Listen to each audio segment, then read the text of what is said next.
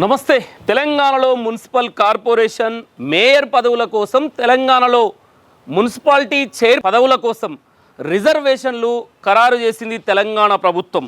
ప్రధానంగా చూసుకున్నట్లయితే తెలంగాణలో ఈ కార్పొరేషన్ మేయర్ పదవుల కోసం, మున్సిపాలిటీ చైర్పర్సన్ల పదవుల కోసం చూసుకున్నట్లయితే వాటికి సంబంధించిన రిజర్వేషన్లను మున్సిపల్ శాఖ డైరెక్టర్ శ్రీదేవి ఇంతకుముందే రిజర్వేషన్లను ప్రకటించారు. దానికి సంబంధించి తెలంగాణలో 10 కార్పొరేషన్లు 121 మున్సిపాలిటీలకు సంబంధించిన రిజర్వేషన్లను కూడా ప్రభుత్వం అయితే ఖరారు చేసిన పరిస్థితి.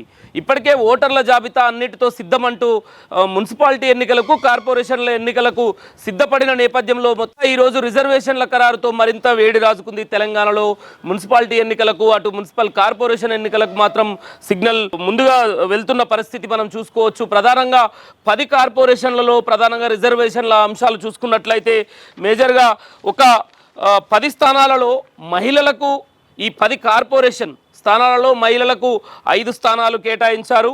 బీసీలకు 3 స్థానాలు, ఎస్సీలకు 1, ఎస్టీలకు 1.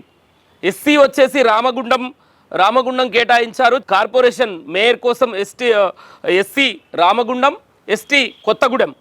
ఇక మహిళలకు మాత్రం 5 కేటాయించారు. అందులో బీసీలకు 3 మేయర్ పదవులు, మేయర్ రిజర్వేషన్ కన్ఫర్మ్ చేశారు.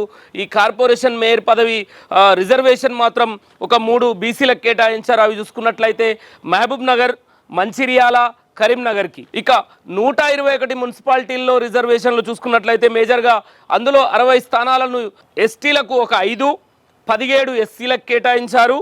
38 బీసీలకు, అంటే బీసీలకు 38 స్థానాలు కేటాయించిన దాన్ని బట్టి చూస్తే 31.8% బీసీలకు కేటాయించినట్టుగా మనకు అర్థమవుతుంది. దీనిలో 60 స్థానాలకు ప్రకటించారు. మిగతా 61 స్థానాలు మాత్రం జనరల్గా ఉన్నాయి. 121 మున్సిపాలిటీలను చూసుకున్నట్లయితే ఇక 10 మున్సిపల్ కార్పొరేషన్ విషయానికి వస్తే మాత్రం ఈ విధంగా ఉన్నాయి. అందులో కొత్తగూడెం వచ్చేసి ఎస్టీ జనరల్ ఉంది, రామగుండం ఎస్సీ, మహబూబ్ నగర్ బీసీ మహిళ, Mancherial BC general, Karimnagar BC, GHMC వచ్చేసి మహిళా జనరల్. గతంలో కూడా ఈ జిహెచ్ఎంసీ మహిళా జనరల్ ఉంది. ఇప్పుడు మరోసారి జిహెచ్ఎంసీ మహిళా జనరలే రిజర్వేషన్ వచ్చింది.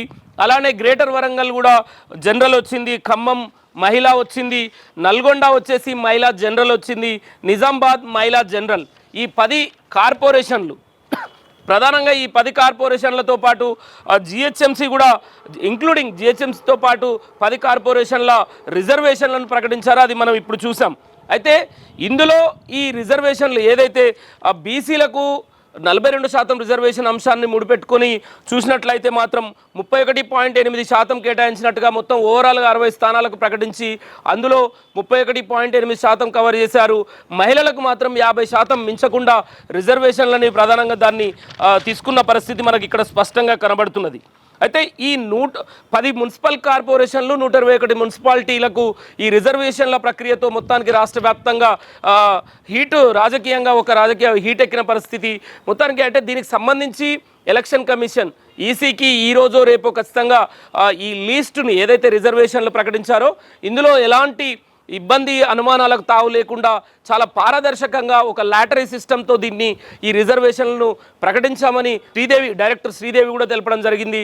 అంతేకాకుండా ఈ రిజర్వేషన్ల అంశంలో ఏదైతే ఎస్టీలకు ప్రియారిటీ బేస్లో చూసుకోవచ్చు, అందులో అంటే డీలిమిటేషన్ ప్రక్రియలని తీసుకొని కూడా అన్నిటిని పరిగణలోకి తీసుకొని డీలిమిటేషన్ ప్రక్రియను కూడా పరిగణలోకి తీసుకొని ఈ రిజర్వేషన్లు ఖరారు చేసిన పరిస్థితి అయితే స్పష్టంగా ఉన్నట్టుగా మనకు కనబడుతున్నది. ప్రధానంగా ఈ మున్సిపాలిటీ ఎన్నికలకు ఇక ఈసీకి ఈ నివేదిక ఏదైతే ఈ రిజర్వేషన్ల అంశం నివేదిక ఈసీకి సబ్మిట్ చేస్తాము, మేము మాత్రం ఏదైతే ఈ మున్సిపాలిటీ శాఖ ఖచ్చితంగా సిద్ధంగా ఉన్నాము ఎన్నికలకు అంటూ మాత్రం తెలిపిన పరిస్థితి. ఇక ఈసీ నుంచి ఓకే అనే అనుమతి రావడమే తరువాయి వెంటనే ఎన్నికలు నిర్వహితంగా ఉన్నాము అంటూ మున్సిపల్ శాఖ మాత్రం తెలుపుతున్న పరిస్థితి. ఇక జిహెచ్ఎంసీ విషయానికి వస్తే ఏదైతే 300 వార్డులుగా డివైడ్ చేశారో, ఇప్పుడు అతిపెద్ద జిహెచ్ఎంసీగా అవతరించిందో హైదరాబాద్ని, అందులో ఒక 300 డివిజన్లు ఏర్పాటు చేస్తున్నామని గతంలో 150 ఉండే, దాన్ని మరో 150 చేసి 300 డివిజన్లు ఏర్పాటు చేసిన దాన్ని మాత్రం ఆ 300 డివిజన్ల విషయంలో ముందుగా చెప్పలేము. ఇప్పుడున్న అంటే గతంలో ఇప్పుడు ప్రస్తుతం ఉన్న జిహెచ్ఎంసీకి మాత్రమే, ఆ కార్పొరేషన్కి మాత్రమే రిజర్వేషన్ మైలాగా ప్రకటించారు. దాన్ని రిజర్వేషన్ మైలనే వచ్చింది.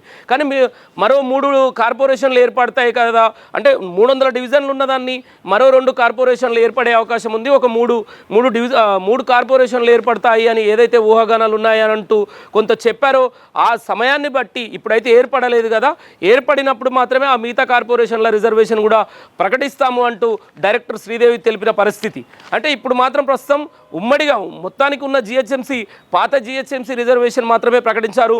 మరో అంటే 300 డివిజన్లను కలుపుకొని మరో 2 కార్పొరేషన్లు అవసరం ఉన్న నేపథ్యంలో 3 కార్పొరేషన్లు ఏర్పాటు చేస్తారు. జిహెచ్ఎంసీని 3 భాగాలుగా చేస్తారు, 3 కార్పొరేషన్లుగా విభజిస్తారు అనుకున్న నేపథ్యంలో ఇప్పుడు మాత్రం ఉన్న జిహెచ్ఎంసీకి మాత్రమే రిజర్వేషన్ ప్రకటించి మిగతా 2 నూతనంగా ఏర్పడితే మాత్రం అప్పుడు ఆలోచిద్దాము, దాని ప్రకారమే ఆ రిజర్వేషన్ కూడా ప్రకటిస్తాము అంటూ తెలిపిన పరిస్థితి. మొత్తానికి మాత్రం ఈ మున్సిపాలిటీ ఎన్నికలకు, మున్సిపల్ కార్పొరేషన్ ఎన్నికలకు మాత్రం రంగం సిద్ధమైంది. రిజర్వేషన్ల ఖరారుతో అటు రాష్ట్ర వ్యాప్తంగా అటు 10 కార్పొరేషన్లు, 121 మున్సిపాలిటీలు మాత్రం ఇప్పటికే రాజకీయ నాయకులు, పార్టీలు, అధికార పార్టీ, ప్రతిపక్ష పార్టీలు, ఆశావాహులు ఎంతోమంది ముందుకొస్తున్న పరిస్థితి. దీనికి మాత్రం ఈరోజు రిజర్వేషన్ల ప్రక్రియ ప్రకటనతోటి ఇక రేపు ఎలా స్పందిస్తారు రాజకీయంగా, బీసీలకు అంటే ఎట్లా పెద్దపీట వేశారా, 42% రిజర్వేషన్ అంశాన్ని కూడా ప్రతి ఒక్కటి ఆలోచిస్తూ ముందుకు వెళ్తున్న పరిస్థితి అయితే కనబడుతున్నది.